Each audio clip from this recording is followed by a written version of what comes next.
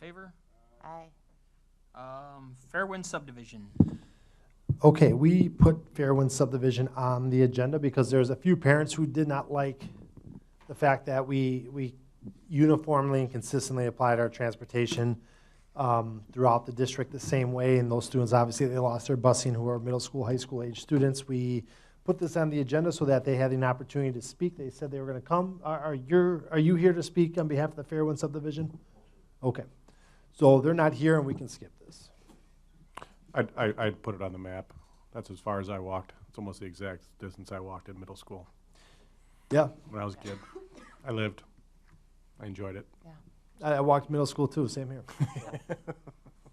Just curious, what I used to live next to or close to Bayview High School. Where did you grow up? How far? Where were you? I had to, so I had to go. Were you at Fritchie Middle School? I Or? went to Fritchie, and I came from Knox Street down by the White House. Yeah, yeah. That's how far I had to walk every day. 1.6 miles. No, my wife did, but I lived in Bayview for 6 years or whatever the heck. And I took the long route so I could get a donut. Shocking. Student fees. Okay, so give me 1 second. I'm going to put this up on the screen here real quick. Bear with me.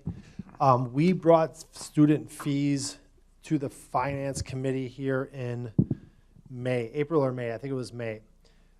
We kept most everything the same. We provided comparisons to other school districts so you could see what we charge, and I'll bring that up here. We only ultimately lobbied for one change, and that was the takeaway to change the way that we administered our athletic fees. So let me just pull it up here. Give me 1 second here. But we're looking for approval of these here tonight. All right, view the agenda, student fees. All right, so I'll walk us through this here real quickly. All right, so here's our student fee schedule. We have a student registration fee, which a lot of other districts will call a book and supply fee. So there's certain fees that are being applied here, and they are directly to the benefit of students and their consumables. So we can charge for consumables. So we have we just simply call that a registration fee, but it's used for textbooks, for other consumables that take place at our various schools here. We're not changing any of those. We've kept those the same since 2015, 16 when I started here, and we have not raised those $1. Our athletic fees are next. We are proposing a change here. We are proposing to move our middle school and high school to a one-time fee. So a student would either pay $100 or $150 at the middle school and high school, and whether they play a second, third, or fourth sport, there is no additional fee. It does not change the amount of revenue that we generate. It is neutral. Prior to this, we would have a $100 fee for a high school sport and a family household maximum of $400. So we are ultimately just proposing to gravitate away from any type of household max and just put a max per student. A number of other school districts have moved in this direction here, and I put a note of who those districts are. I believe Elmbrook and Oconomowoc are one of them. But that's the only significant change, or really any change that we have here. Summer school fees don't apply to our resident students. They only apply to out-of-district students who might be attending our courses. So no change there. Can you, Yep. so the one-time student, that's if they play one sport or four sports? Yes, it's all the same. How does that not affect it? How are we not getting less money if we're only? Well, some students, students that play like a 3 or 4 sports, that student by themselves could take it to $300 or $400 under our old situation. Under the new situation, that student would pay $150 and then be done. Some students, perhaps the trade-off or the difference would be if a student only plays one sport, they go from paying just $100 to now paying $150. Okay, that makes sense then. Thank It you. would be my hope that once a student hits that value, play another sport, keep going, run track, do something new. Very well. So the per sport went up. Yep, For but everybody, but the max kicks in immediately. max kicks in immediately, and they can all play 10 Yep. sports. Correct. Word. Very well. Moving on. So, Tom, I think last time, I think Sherry had the question. Sherry, maybe you remember what you asked, but for So we've got now a 150 flat fee for sports, Yes, but on the drama yes. side, I think there was a question as far as, do they have that same ability? So we gathered the data from a number of different student groups or activities like drama, debates, etc. I'm ultimately just asking if we could have the next 12 month or the next school year to investigate that. I don't have an easy answer. There are some options I'm aware of where if you place our activities or student groups on tiers, a tier 1 organization might cost $10. A tier 4 organization might cost $40 because it's a bigger production and there's a lot of things going on. But you know, Erica, I remember I took the comment and I remember you saying of what it cost to participate in Blue 2, which is a percussion group, and that was pretty expensive. Yes. I don't want those costs to prohibit a kid's participation in any situation. You'll see the things that have asterisks. If a student applies or is a free or reduced student, if they're a free lunch student, the cost is waived entirely. If they're a reduced price lunch student, the cost is in half. There's certain fees that we don't waive. For instance, if you have a Chromebook and it's district issued and you crack that has to be a responsibility. We can't just simply pay that bill over and over. Still some personal agency rules apply and you gotta be responsible for what you have no matter who you are. But we need more time to investigate that part here, so I'm hoping I can just get your permission here to just table that for one more school year and we'll come back to that next year. Lunch prices is something that we talked about in depth a little bit last time. We're ultimately going to have lunch fees again. The last year they've been gone, but we are going to reinstitute them at the prices they were previously at. We have a very good fund balance in our food service account. We had no idea what to anticipate, what the universal free lunch effect would have on our food service operation, but ultimately we made money in a way that we didn't think that we would. The federal reimbursements were good, and the student participation levels were very good.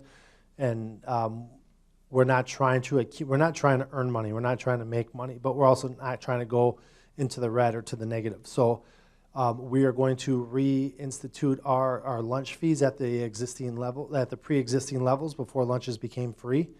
The only caveat here is we typically have never made mid-year fee changes, but if food prices continue to go up, I might ask the board, please consider and keep an open mind to the fact that we might stop by in December or January and ask us, we need to think about a mid-year lunch fee increase. We don't intend to go there, but let's just, we might have to.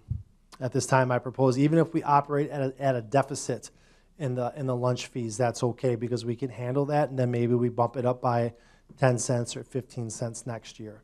But there's no need to earn additional money here in our food service program. We have our miscellaneous fees for high school students, so we have schedule changes, annual student parking. Those are all unchanged. College coursework, so we're kind of spelling these out here right now. There's a number of different ways for students to take coursework here. Some of those are paid for.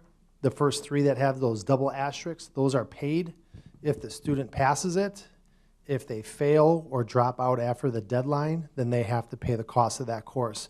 But those are college courses that students can ultimately take, and the school district will pay for those, provided that they do a good job. Some of those UW Green Bay courses there that are transcripted credits from UW Green Bay, which will transfer to most UW schools, are $300 for a 3-credit course and $400 for a 4-credit course, which is significantly cheaper than if you were to take those courses on campus at a UW school. How much is it? More than that, a lot more than that. I mean, do they see this when they're like doing the stuff? Just so people know what they're actually getting. If you put a little note in there, it costs this much. I'd have to ask Stephanie how that gets communicated. I guess the students that enroll in the UW courses, I would imagine that a number of people. Erica, have your daughters taken these courses? Yes. I just say I'm a money motivated person. I look at something and I see something what like it normally costs $1,000, and 300. Oh, I think you're pushing Let like me- 850 to 1100. Yep, I think what that sounds right. WCT is like 450 to 500 for a 3 credit. yeah. Yep. This is- So that's worth it. Bottom line, that's definitely Oh, worth it. absolutely. The rest of the fees here, then our instrument rentals, we redefined these here a couple of years ago. Certain instruments cost more than others, so we just simply charge students what it costs. So that, when we borrow these instruments from outside groups and we have to have them cleaned or repaired, some cost more than others. So Is that just for high school? Because I just paid $300 to rent a flute because they sent me to the White House of Music, but I rather would have paid 60. so Just wondering. It's outside I discussion. worked with Emma Angeli on this here. Obviously, she's our district's band director. She kind of serves as spokesperson for the music group here. I know like some of the bigger instruments, it's impossible to move them based on their size. Like the sousaphone, the marching tuba, kids aren't taking that on the bus. So they'll have one at home, they'll have one at school, and they don't travel with them. They have one wherever they need it. So we have some for the very large sized instruments. Yeah. So we make those available for students like that. I think what she's asking is, she just paid 300. It's Yep, no, 60 I bucks to here. understand. Can the middle school do it? I don't know that we have enough inventory to do that. Okay, that's Now, yeah. for students who are free and reduced, same rules apply. If you can't afford it, then we get it for you. We'll find a way for the kid to participate. That's never changed. So I don't know if the inventory we have is specifically for those students first, and if there's others left, do we make them available? Let me look into that, Carolyn, if Okay. you don't mind. I don't know. So you're wondering if we do it at the elementary level as Yeah, well? I mean, as I high didn't school? mind rent. Like, I went to White House of Music because that's where they sent me and told me to go pick it up there, which is fine. And I don't mind paying for it, but it would have been great to not Right. save $300. But if it's only for high school, I don't know where we post this, but that should be noted or something where it's like high school Yep, or. we can find out.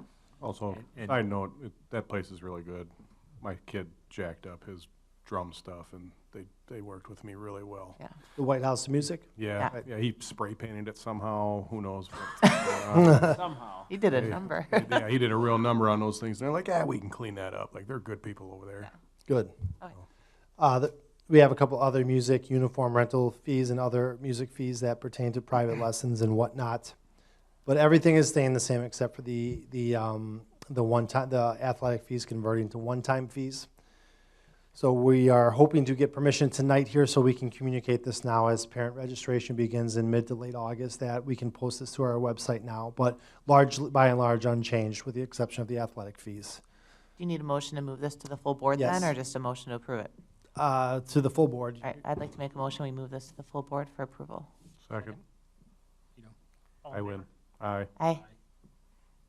I should have made it just because. Okay, great.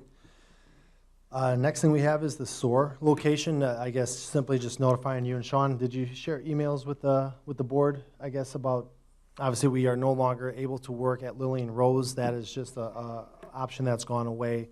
So in the interest of time, we need to work quickly. Andy Wagner has done a good job of helping us drive the process forward. And Sean, you're meeting with the village tomorrow. Are you having discussions about the potentiality that we move into St. James then for SOAR? Is that a part of your conversation?